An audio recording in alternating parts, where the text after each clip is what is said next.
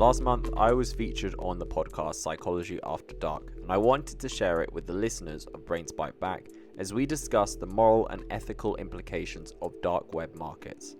If the name Psychology After Dark sounds familiar, the show's host, Dr. Jessica Micono and Dr. David Morelos, joined me on our previous Brains Byte Back episode, The Psychology of Conspiracy Theory Beliefs. In this episode of their show titled Silk Road, we discuss what is crypto-anarchism, the philosophical underpinnings of dark web markets, and how dark web markets impact everyone even if they are not actively buying or selling goods or services. I also share my thoughts on the case of Ross Ulbricht. I should make one thing clear though, I don't profess to be the most knowledgeable person when it comes to dark web activity, I just have a keen interest in the subject. If you do want to hear more on the dark web from experts, I would recommend checking out an older episode in the Brains Byte Back catalogue titled Exploring the Dark Web with an Ethical Hacker and a Former Israeli Police Cybercrime Operative, which is mentioned a couple of times in this episode. Anyway, here is the interview. Enjoy.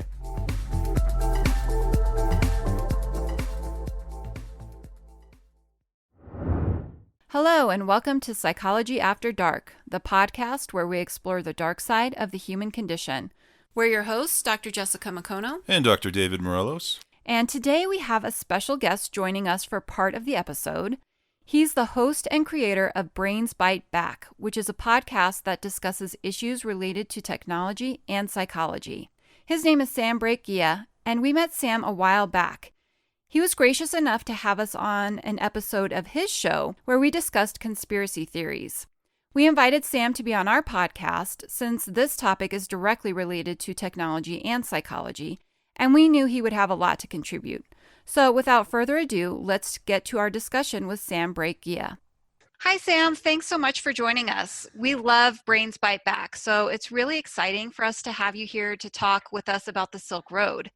We wanted to see if you would start out by telling our listeners a little bit about Brains Byte Back and what led you to create this podcast. Yeah, sure. Thank you so much for having me. It's great to be on. And what led me to Brains Byte Back? Well, to be honest, I have a degree in psychology, so my academic background is in psychology, and I've always been fascinated by it. Even when I was a kid, I used to buy huge books of basically for university students. I used to read them as a kid, and I was always obsessed with psychology. And later, after I graduated, I went into technology sales and then focused on writing for a technology publication, The Sociable. And I was passionate about psychology and technology, and I became very passionate about podcasting. But I couldn't find a podcast that filled this niche of psychology and technology. So I decided to give it a try and start out. And fortunately, from the superiors at the publication, they gave me the go-ahead. And we quickly got some big guests on. Nicholas Casey from the New York Times and the vice president of McAfee were on the first few. And then it kind of just snowballed from there. And your podcast, it really is very unique. It's unlike any that I've come across or that I've listened to. And you have great guests on there. We really enjoy listening to it. And so we're just really excited to have you here. So, to be honest, David and I are not the most technologically savvy people in the world. We're both Gen Xers. We're on the younger side of that generation, but we still didn't grow up with technology the same way that millennials did. I didn't even have a computer in our house until my senior year of high school. And at that point, I only used it really to write papers. Like, we didn't have the internet. I don't remember even being on the internet until college. And at that time, the internet was very different than it is today. So, I know that your background is in psychology and also technology writing. And I was wondering if maybe you could talk a little bit about the technology behind the Silk Road, things like the dark web and Bitcoin. And, I know that they're complex enough subjects that we could probably do entire episodes on each of those. But I'm wondering if you can just give kind of a general overview. Yeah, sure. Now, I must start out by saying that when it comes to technology, I am not a nuts and bolts kind of guy. I can't break things down and tell you how each part works. My interest and my greatest knowledge really comes from the more philosophical and theoretical side. That's what I enjoyed writing about, and that's kind of what I like to explore on the show. But from what I understand, the deep web encryption technology sends users' data through a large number of intermediate servers, which protects the user's identity and secures an anonymous connection. And then this then transmits information that can be decrypted only by a subsequent node in the scheme, which lead to the exit node. However, I do have an earlier episode of the podcast on Brains Byte Back dedicated to the deep web. So if anyone wants to find out more about how it works, you can check that out. And you'll have two experts who are ethical hackers explaining this, who can do a far better job than I ever could. Great recommendation. We listened to that episode and it was very interesting. And, the experts really kind of broke it down. So we highly recommend our listeners check that out. So David and I, we did a lot of reading about the Silk Road, and we also watched a documentary called Deep Web, which talked quite a bit about Ross Ulbricht, who is kind of thought to be maybe the creator of the Silk Road or one of the creators. And they talked a lot about the philosophical underpinnings of the Silk Road concept, which centered around something called crypto-anarchism. Sam, can you talk a little bit about this idea and what it essentially entails? Yeah, sure. So crypto-anarchism is a form of anarchy that uses computer technology, and it does this through the use of cryptographic software for confidentiality and security while sending and receiving information over computer networks in an effort to protect their privacy and their political freedom and economic freedom. Essentially, these people believe that the government has no right to assert certain powers over them, and they use modern technology as a tool to evade these restrictions put in place by the government. I think the best way of describing it in its most simplest form, in an everyday kind of use that perhaps people can relate to, and it's not a direct parallel that you can see, but you can see the use of end-to-end encryption, such as Telegram, used by protesters as a similar tool. So protesters around the world use this app so that tyrannical governments can't track and read their communications. So we can understand the need for this type of technology when faced with oppressive governments like this. However, sites like Silk Road and especially sites like Alphabet have taken this to a whole new level. So it seems like there are a number of implications for the average person through cases like this where technology is changing the legal landscape, so to speak, about privacy and freedom. So I wonder if you could talk about what drew you to this particular case and perhaps explain why it's important to people like us who aren't buyers of illegal drugs or into crypto anarchism. Sure. So I think it's important to start out by looking at just how big the illegal drug industry is. So according to Science Daily, spending on illicit drugs in the US nears $150 billion annually, which is pretty big considering that's rivaling what Americans spend each year on alcohol at 158 billion.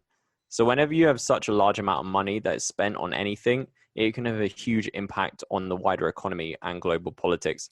So for example, the opioid crisis. You don't need to be an addict for that to impact you in some way, perhaps losing a relative to addiction or simply overdose, or higher rates of crime in your neighborhood, or even it becoming a central political issue when it comes to presidential debates or politics. And also when it comes to the US consumption of drugs, this is one of the main catalysts for violence in countries that supply these drugs. So look at Mexican cartels, for example. The reason they're so powerful and prevalent is because Americans and many other first world countries will pay a lot of money to get high. And this is creating a booming billion-dollar trade. And the same occurs here in Colombia, actually. Many tribal lands and indigenous people that have lived on these lands for many years are being forced to work for narco organizations and killed if they stand up for themselves. There's a big problem here. And that is because there's a huge demand for cocaine in the US, the UK, and many other countries. So the point is that drugs will always be consumed. And if there is a demand, there's going to be a supply. So the most important thing for everyone to focus on, even if you don't actively buy drugs, is how this is being consumed and where the money is going. And just like cannabis, this must first become a political issue before it can be legalized and regulated. So everyone kind of has a responsibility in a way to pay attention to this and understand that even if they don't consume drugs, this will impact them in some way. And you can kind of see how Silk Road is an attempt in a way to kind of be the closest thing to being a regulated and organized market while still remaining underground. So your podcast focuses on the intersection of psychology and technology. So the basic concept behind the Silk Road seemed to be based on this idea that a person can ingest whatever they would like to in the name of personal freedom and autonomy. So crypto-anarchists, as from what I can tell, see technology as a way of helping us to achieve this kind of freedom. It seems, however, that for each use of technology that helps in this end, such as Tor, which is the I guess you would call it a program, or the software that allows people to do this, there are other countless uses of technology for the purpose of doing the opposite, such as the sophisticated data tracking technologies that monitor every click we make on the internet. So I was wondering, how do you see this sort of push and pull between the crypto anarchist types and those who would use this technology for the opposite? And you brought up the idea of governments being able to spy on people who may be dissidents or people being protesters, things like that, using this technology to control people, satellites, being able to spy on people, that sort of thing. Well, again, without strong technical knowledge, I think it's hard to say exactly how this could work. I think this is a classic example of a cat and mouse chase that we see throughout technology. So, for example, ad blocker technology versus anti-ad blocker technology, or deepfake technology versus technology designed to identify deepfakes. There's always this back and forth between two sides trying to compete, and neither side is particularly or necessarily good or bad. It just depends on who is using it, how they're using it, and what their intentions are, really. So as researchers, Jessica and I like to maintain a healthy sort of scholarly distance, so to speak, from the cases that we talk about. But that being said, it seems as if Ross Ulbricht can be seen on one hand as a crusader of personal freedoms and on the other hand, a typical criminal. And of course, everything in between. So would you care to comment on what your own personal opinion of Ross Ulbricht is based on your own research of this particular case? Yeah, so to be honest, I have fairly mixed opinions about this. I don't think he deserves life in prison. I would say that I agree with what he aimed to do, but it's hard to say that he did it for the greater good of freedom when, to be honest, he earned so much money. And all I can say is that he got caught, and in a way, I feel like he deserves jail time just for that. I mean, if you're going to run such a large criminal organization that is that big, you should be smart enough to stay one step ahead of authorities.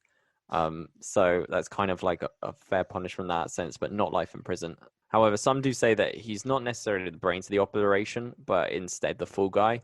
That's, again, something that we discussed in our Brains Byte Back episode on the dark web, which I will let your listeners go and check out, as the guest I had on did a great job of explaining why he believes that to be the case. Nonetheless, in this case, he definitely was made an example of by authorities. But when compared to others in this industry, he's not the worst. So there's another guy, and this is actually interesting because this is the first time that I really got interested in this kind of like dark web online marketplaces in the news. And I remember seeing this. Canadian-born Alexandre Cazes, who was 26 when arrested by Thai authorities on July 5th in 2017, ran Alphabay, a site that grew to be bigger than Silk Road. However, Cazes was never sentenced, as he was found hanging in his cell shortly after his arrest from what appeared to be a suicide. I have less sympathy for Cazes, though, because he started Alphabay, which, according to a US Drug Enforcement Administration agent, which perhaps isn't going to be the friendliest source when talking about this site. Alphabay is dedicated and designed to facilitate the sale of illegal narcotics, drug paraphernalia, firearms, and counterfeit and fraudulent goods and services. So it does sell credit card information and worse, firearms, which I don't believe Silk Road did, or I don't believe Ulbricht set out to sell. And I have a big issue with the sale of firearms because I think it can lead to very dangerous outcomes. So, for example, in 2006, an 18-year-old killed 9 people in a shooting spree in Munich using a pistol bought on the dark web. And while this might not be a big deal for US listeners, since guns are fairly commonplace, in Europe, we have much stricter gun laws. In all honesty, the only time I've ever seen a gun in the UK is in Heathrow Airport with armed police. And obviously you can go down the road of like guns and the right to bear arms and all of that, but that's probably something for another podcast. But very close to my home city in the UK, a teenager who was obsessed with mass murders was jailed for 16 years after buying a gun and ammunition online. And he used Bitcoin to purchase a Glock 17 handgun. and 5 rounds of ammunition from an online dealer on the dark web, ordering it to his family home. So definitely in places where guns are hard to come by, the dark web creates an opportunity to buy them, and they can definitely fall into the wrong hands. I was reading that response, Sam, and I think I always find it interesting to see to hear about people's impressions of Americans, coming from different countries and stuff, what their impressions of us are. And I would say that is actually a huge deal here too. I would just say it that way because it is probably one of the single most politically divisive issues that we have in this country right now is how people get a hold of firearms, what legal rights are to them, and things like that. Obviously, gun violence is a huge problem here in the United States. And then we have an entire group of people that are very, very pro what we call Second Amendment to the Constitution. And then we have a whole group of people that are very pro gun control laws as well. So it becomes this very, very sort of big issue here where people are very, very divided over it. As a matter of fact, it's probably one of the single biggest issues, I would say, the single biggest hotbed issues that we've had in a long time. I don't know, would you agree with that, Jessica? I would agree with it. And what's interesting is that the people that tend to be, and I know that I'm making a sweeping generalization here, but a lot of people that are pro Second Amendment or pro gun rights, they cite things like the dark web as being the reason that regular citizens have to have legal means to acquire firearms. This idea that people who don't respect the law are going to find a way to obtain weapons either way. And so, I think that it does kind of feed into this this whole issue of the dark web. Now, of course, like you said, the Silk Road wasn't selling firearms. At least a lot of what I read said that initially that was something that was prohibited on their site. But there are certainly other websites, dark websites that do sell guns. And I think, it can even tie into the issue of drug sales and drug legalization. And this idea, again, that the government shouldn't have a right to tell us what we can and can't do when it involves our own bodies or what we're ingesting. And kind of harkens back to this libertarian viewpoint, which I know that Ross Ulbricht was, or at least initially, kind of seen as a leader of the libertarian movement. He really did believe in those philosophical backgrounds and this idea that people should have the right to make decisions for themselves. So, I think this case, like pretty much all of the cases that we discuss on this podcast, at first blush kind of seemed very cut and dry, like, okay, this guy is making billions of dollars off of the sale of drugs over the internet. And most people, I think, would say that that's a pretty dark motivation, and that what he was doing was bad, and that he should be punished for that. But in our readings of the Silk Road and watching the documentary Deep Web and in our discussions, it really highlights the complex nature of this case. And I think there are multiple facets, and these questions of surveillance on the internet and control, and what is freedom, and how do we respond to limits on our freedom. And I think understanding both sides, both the dark and the light, that's how we can really start to have an appreciation, not just of the cases that we discuss, and this case in particular, but of our human nature in general. Yeah, I think you're absolutely right. And I would say it's a tough one because you can't argue who has the right to do what. Like, for example, like obviously in the US, you have your right to bear arms, and in the UK, we don't have the same rights. So I suppose it's hard. You can't say one is correct and the other isn't correct. There's exactly like you said, it's not cut and dry. There's many complicated factors and issues here at play. It's fascinating to see how technology sort of is accelerating a lot of these issues, adding fuel to the fire, so to speak. Yeah, I agree. Sam, we've really enjoyed having you. This has been such an interesting discussion. And for our listeners who are interested in hearing more about how technology affects us, our psychology, and our society, we highly recommend you subscribe to Brains Byte Back. Also, be sure to listen to the Brains Byte Back episode on the dark web called Exploring the Dark Web with an ethical hacker and former Israeli police cybercrime operative. It's a great episode, and it definitely goes into some more detail about the dark web. And Sam, where can our listeners find your podcast?